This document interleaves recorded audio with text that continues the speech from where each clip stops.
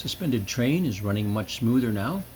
Optimization is going pretty well, and this video has some thoughts on design, on the future look that I'm trying to figure out, and how the build went to this point.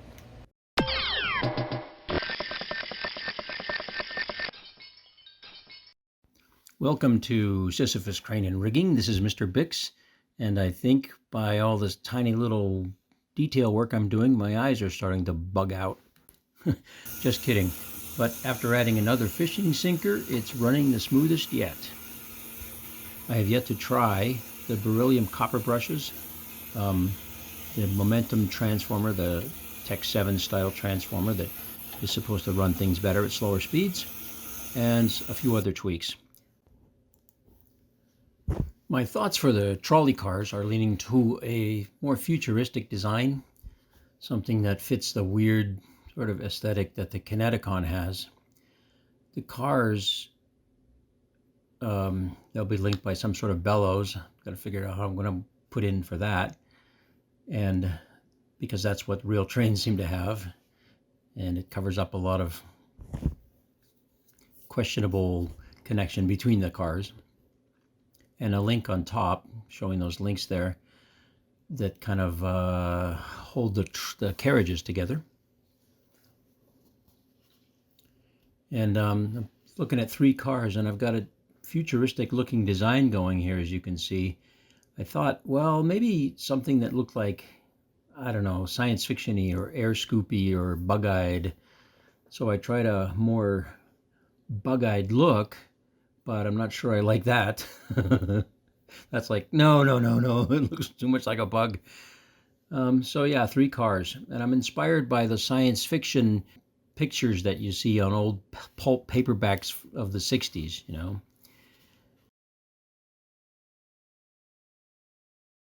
know. Pictures like these. And you can see this one was George Lucas inspiration, I think. So look at this guy. This is Simon Stalenhag. He's doing some really cool stuff, modern art and movie stuff. Check out Tales from the Loop on Amazon Prime. And the link below. Friday, June 9th. This thing is running pretty good. So here's a demo video. And it's too late for today's video, but it should run on Friday the 16th. So here we go. And I've just made a brand new drive cog. I've made several there. They had various issues, the tapers and everything that I discussed in the last video. And it seems to be running pretty good. I'm just going to turn it on and let it rip. I put the light on because I want to make sure that I've got good connectivity, you know, make sure that the light stays lit with no blinks. There's a glitch there, got to smooth that track joint. And it's running just fine. This is the best yet. There's another track joint. It drags a little bit around the curves, but not enough that I can really do anything. And it's running really smoothly and light. Now it'll run really slow. That means that things are really tuned up and running well. This is a follow along video with an extra ounce of weight in it. I definitely think I'm going to put that much weight in when I'm done. Works really well.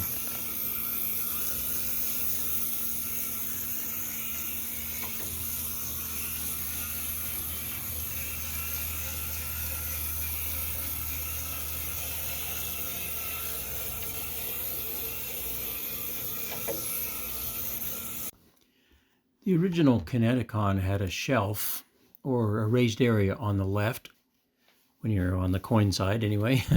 So I'm making that again, but more elaborately. This one has a wavy front, and there will be more kinetic and static detail under there. I built it from Baltic birch plywood since I had some pieces left over from old projects, and the pieces weren't quite big enough, so I biscuit jointed the material to get the length I needed. And then I made hardwood blocks to support it. Here I'm just using a transfer punch to get the holes down below in center, and then I drill them with a drill. I like to put a piece of tape on there to mark where I'm going. If I really don't want to go through, then I'll put a collar right on the drill bit to keep it from plunging through. So we drilled those down in, and attached them with grabber screws.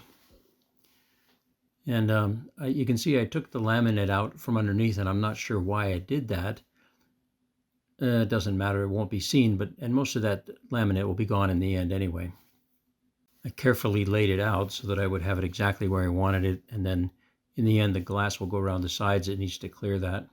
That's a view underneath, lots of room for stuff under there.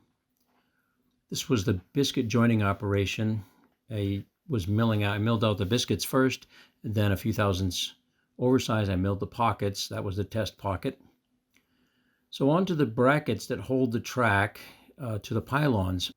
I milled them out of a single block to get the sizing right.